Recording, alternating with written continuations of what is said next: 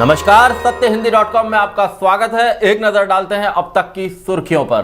बिहार विधानसभा चुनाव में मुख्यमंत्री नीतीश कुमार को हराने के लिए लोक जनशक्ति पार्टी के मुखिया चिराग पासवान पूरी ताकत लगा रहे हैं।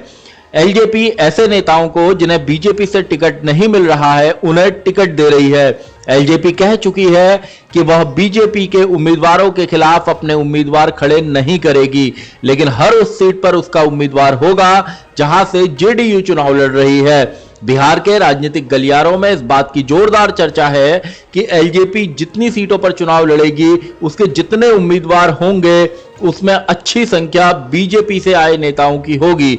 इस तरह एलजेपी जेडीयू को जबरदस्त नुकसान पहुंचाने की कोशिश कर रही है। एलजेपी प्रधानमंत्री मोदी और उनके कार्यक्रमों की तो प्रशंसा करती है, लेकिन एलजेपी के मुखिया चिराग पासवान लगातार नीतीश कुमार के खिलाफ हमलावर हैं। 243 सीटों वाले बिहार में जेडीयू को 115, बीजेपी को 121 सीटें और हिंदुस्तानी अवाम मोर्चा को 7 सीटें मिली हैं। बीजेपी अपनी सीटों में से मुकेश सहनी की विकासशील इंसान पार्टी को भी कुछ सीटें देगी। बिहार के पूर्व डीजीपी गुप्तेश्वर पांडे के बारे में यह चर्चा थी कि उन्हें जनता दल यूनाइटेड उम्मीदवार बनाएगी, लेकिन जनता दल यूनाइटेड की जो सूची जारी हुई है उसमें गुप्तेश्वर पांडे का नाम नहीं है। गुप्तेश्वर पांडे के पुलिस की नौकरी से वीआरएस के लिए आवेदन देने के बाद 24 घंटे के भीतर ही इसे स्वीकार कर लिया गया था। तब इसे लेकर बहुत सारे सवाल खड़े हुए थे। गुप्तेश्वर पांडे ने सुशांत मामले में नीतीश सरकार का पक्ष रखा था और मुंबई पुलिस पर निशाना साधा था। उसके बाद से ही यह साफ हो गया था कि वो चुनावी राजनीति में एंट्री करेंगे और जेडीयू में शामिल होंगे। पांडे जेडीयू में शामिल भी हुए, लेकिन चुनाव लड़ने की उनकी जो इच्छा थी वो पूरी नहीं हो सकी।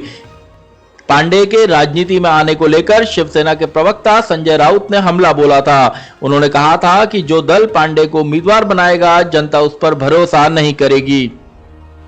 दिग्गज महिला पहलवान बबीता फोगाट ने बुधवार को हरियाणा के खेल विभाग में उप निदेशक पद से इस्तीफा दे दिया। उन्हें इसी साल 30 जुलाई को इस पद पर नियुक्त किया गया था। उन्होंने एक अखबार को बताया कि राजनीति में सक्रिय तौर पर भाग लेने और बिहार में विधानसभा चुनाव के अलावा बड़ौदा उपचुनाव में कैंपेन करने के चलते उन्होंने ये फैसला किया है। बबीता और कबड्डी खिलाड़ी कविता देवी को इसी साल राज्य के खेल विभाग में उप निदेशक पद पर नियुक्त किया गया था। 2014 के राष्ट्रमंडल खेलों की चैंपियन बबीता ने पिछले साल हरियाणा के विधानसभा चुनाव में दादरी सीट से बीजेपी के टिकट पर चुनाव लड़ा था, लेकिन उन्हें हार का सामना करना पड़ा था। सुशांत सिंह राजपूत केस में आए ड्रग्स मामले में गिरफ्तार हुई रिया चक्रवर्ती को बॉम्बे हाईकोर्ट ने सशर्त जमानत दे दी है। रिया को जमानत मिलने के बाद कई बॉलीवुड सेलेब्स ने खुशी जताई है और कोर्ट के फैसले का स्वागत किया है। फरहान अख्तर, तापसी पन्नू, अनुभव सिन्हा, ऋचा चड्ढा, अनुराग कश्यप और तमाम कई सेलिब्रिटीज ने ट्विटर पर खुशी का इजहार किया है। रिया की रिहाई पर बॉलीवुड के मशहूर एक्टर फरहान अख्तर ने कहा है कि क्या वे एंकर्स अब माफी मांगेंगे जिन्होंने रिया चक्रवर्ती और उनके परिवार पर आरोप लगाए थे। फिल्म निर्माता अनुभव सिन्हा ने भी रिया चक्रवर्ती की जमानत पर खुशी जताई है। उन्होंने ट्विटर पर लिखा कि फाइनली उसे जमानत मिल गई। रिया को जमानत मिलने के बाद मुंबई पुलिस ने मीडिया को सख्त हिदायत दी है कि अगर किसी भी शख्स का पीछा किया जाता है या फिर उसके वाहन को रोककर बाइट लेने की कोशिश की जाती है तो उसके खिलाफ कड़ी कार्रवाई की जा सकती है। नागरिकता संशोधन कानून के विरोध में दिल्ली के शाहीन बाग में हुए प्रदर्शन को लेकर सुप्रीम कोर्ट ने अहम टिप्पणी की है। कोर्ट ने कहा है कि सार्वजनिक जगहों पर अनिश्चित काल के लिए प्रदर्शन नहीं हो सकता है, चाहे वो शाहीन बाग हो या कोई और जगह। कोर्ट ने कहा कि निर्धारित जगहों पर ही प्रदर्शन किया जाना चाहिए। अदालत ने यह भी कहा कि आने जाने के अधिकार को रोका नहीं जा सकता है। बता दें कि नागरिकता कानून के विरोध में शाहीन बाग में 100 दिनों से ज्यादा दिन तक लोग धरने पर बैठे थे, लेकिन कोरोना वायरस के कारण दिल्ली में धारा 144 लागू हो गई थी और इसके बाद पुलिस ने प्रदर्शनकारियों को वहां से हटा दिया था। शाहीन बाग के प्रदर्शनकारियों को वहां से हटाने के लिए शीर्ष अदालत में भी अपील की गई थी। इस धरने के कारण कुछ सड़कों को बंद करना पड़ा था और लोगों को आवाजाही में दिक्कतें होती थी। हाथरस की घटना से सभी लोग बेहद दुखी हैं और दलित युवती के लिए इंसाफ चाहते हैं।